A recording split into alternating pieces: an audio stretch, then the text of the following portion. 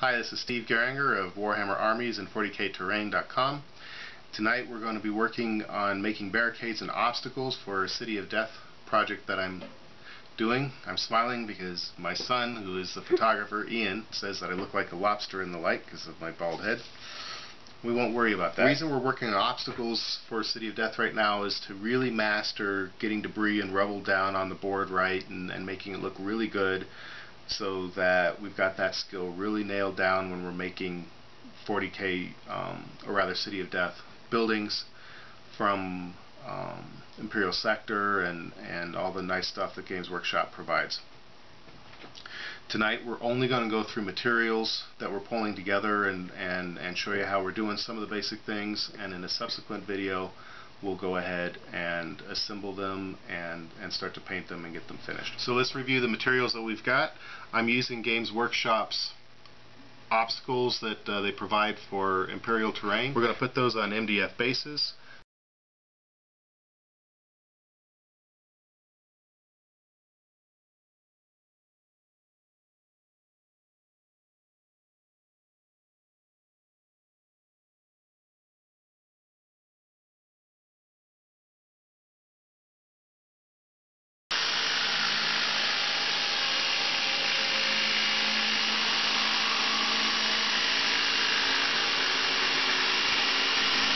Around all the stuff that we put on here, we're going to put all sorts of debris from pink stuff and from polystyrene that we've cut out with a foam cutter. I'll show you that in just a little bit. We're going to put all that together and then put sand and other types of debris on it, and odd bits from my 40K sprues, and make it look really good. Then we're going to paint them and so with that, let me go through and show you how to make some of the debris out of the polystyrene. Now there's several types of things we're going to do. We're going to make basic rocks. We're going to make slabs, maybe of varying thicknesses. We'll have to see what works. We got various types of girders or pieces of bricks that we can put in. I made some smaller ones as well, and then various random odd bits that we'll see how those fit in and stuff, and try to make other types of debris and build up the debris field a little bit. This is a foam cutter from Woodland Scenics. I've used it quite a bit. The way it works is it's got a very large hoop here that puts tension on this wire. The wire gets heated through electricity. You can't shock yourself with it, but it gets very, very hot. You burn yourself. So the number one rule is to not touch this. The number two rule is when you're melting any form of plastic, melting some forms of plastics is deadly dangerous. Melting polystyrene, if you do it in a well ventilated place, it's probably okay. If you start to get a headache or anything, you should stop. You might want to consider using a respirator or something like that to keep yourself safe, but really use it in a well ventilated place. I'm not going to do too much of it tonight, so I'm not that worried about it. So anyhow, let's make some rocks. The way it works is you put the heat on this by pushing a button. You can see there's some old plastic on there. That's why it's smoking. It's just burned off, and it works so easy, much easier than doing this with a. I want these rocks to be fairly large. We're going to make 3 rocks. We're going to make 1 large one and 2 smaller ones. And they're just very simple. You just cut it down to the size that you want. Note that this is just about the size of the 40K miniature, so for scale you can get an idea of what the size of the rock is. So what you do is you cut down, try to get your shape to the general shape that you want. I usually just start by cutting off the corners all the way around. And you don't need to worry about this being even. Start trying to cut off all the corners a little bit. To make the type of rocks that I want a little bit more feature and character in here than this. So I'm going to do a little bit more work.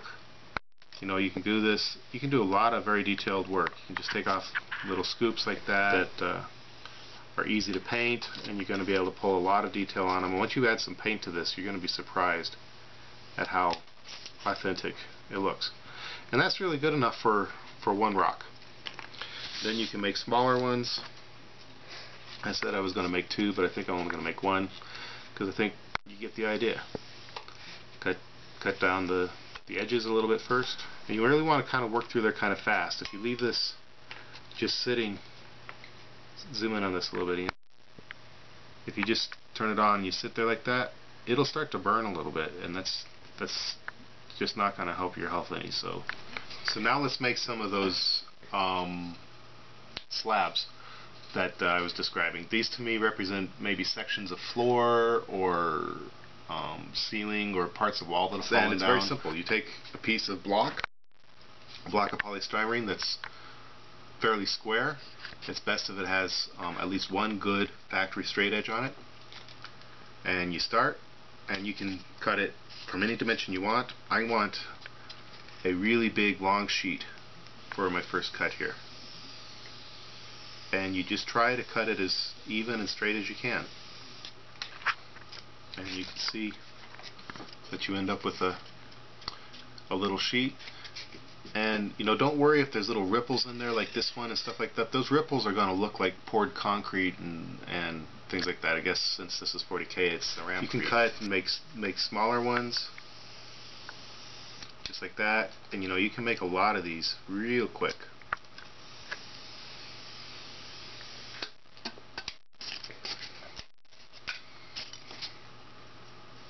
I love the sound of the cutter that's going through everything. Let's make some of those bricks, and that's basically the same thing as making those sheets. Except you take one of those slabs and then you cut it down into these. Now these can be used for girders or sets of bricks or other types of debris.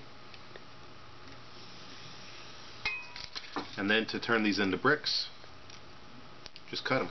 And you can work with as small pieces as you want to trust your ability to cut without hurting your finger with. So put these over in here with all the other stuff. Now when you're done making all that, you're going to have a lot of these little pieces here.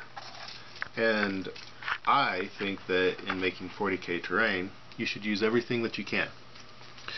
So you can just cut these down into additional debris. Interesting shapes, anything that doesn't look like something that will work, just cut it down a little bit more.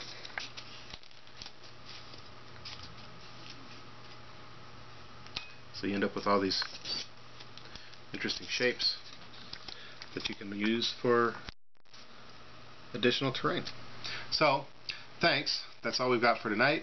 This is Steve and Ian from Warhammer Armies and 40kterrain.com, and hope to see you soon.